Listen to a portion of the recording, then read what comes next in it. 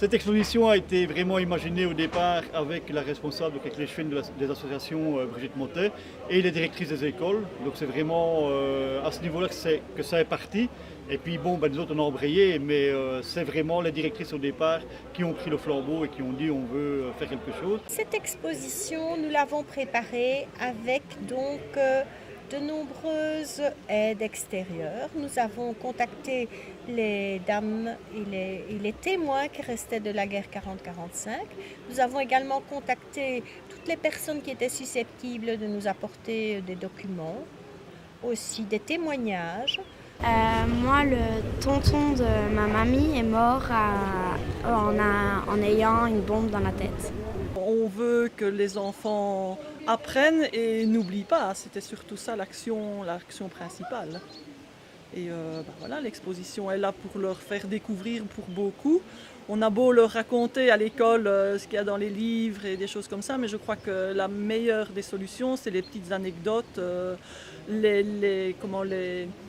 tout ce qui est vestige des guerres, et pour eux, je crois que ça parle plus. En visitant l'exposition qui a eu lieu à la maison communale d'Anverlou, on a vu comment les hommes habitaient, comment les hommes faisaient la guerre 14-18 et 40-45. Pour l'exposition, tout le monde est impatient.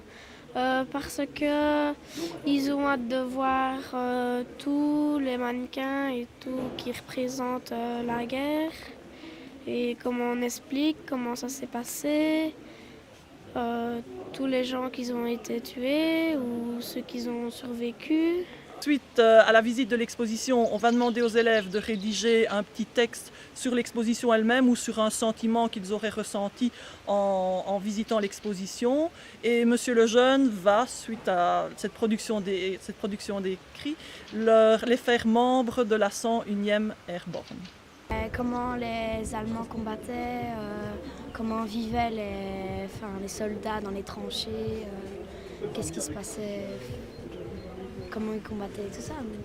Pendant les batailles qui se déroulèrent dans le périmètre de Bastogne, 15 000 hommes furent tués, dont 500 civils. Un millier de maisons furent totalement détruites et 450 chars anéantis. Dans la commune de Sainte-Aude, c'est la section de Thillay qui subit les plus lourdes pertes. 10 personnes moururent pendant l'offensive et 35 maisons furent dévastées. C'est avec beaucoup d'émotion que l'administration communale de Sainte-Aude tient à honorer tous ceux qui se sont battus avec courage durant les conflits qui mirent notre pays à feu et à sang. Donc les guerres dans le monde, on en parle, oui, mais c'est vrai que ce sont plutôt des faits d'actualité, donc on en parle comme un fait d'actualité et on a parfois tendance à oublier un petit peu ce qui s'est passé chez nous, et cette exposition-ci, c'est justement pour retracer et pour montrer aux enfants que ça existait aussi chez nous, quoi. Do you had a close contact with the German troops? No, not too much close contact. Most of us at a distance. When we got to the line, we were being hit with German artillery, the 88, and they were zeroing in on us as we moved down the slope. What was the most impressive experience that you lived here in Belgium during the war? I guess the weather, really.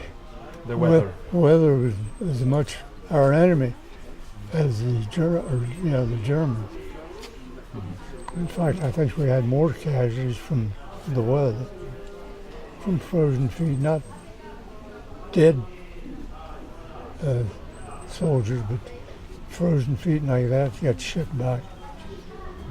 Je crois que les jeunes d'aujourd'hui ne pensent pas qu'ils pourraient vivre une guerre. Ils pensent qu'il y a des guerres, mais je ne crois pas qu'ils pensent qu'ils pourraient vivre une guerre. Maintenant, je lui remets la médaille de Macaulay. Il a bien mérité, je crois, non? Alors, un petit hurrah pour lui!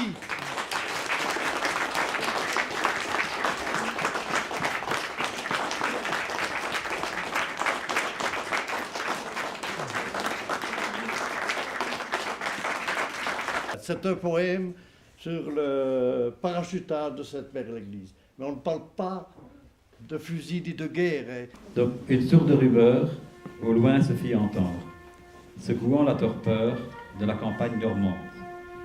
Elle vint grandissant, puis, comme un ouragan, réveilla bêtes et gens, faisant trembler la terre jusque dans ses fondements. Soudain, à la nuit noire, jaillissant de toutes parts, de nombreux oiseaux défièrent tout là-haut comme un immense troupeau. Alors, spectacle étrange, de grandes formes blanches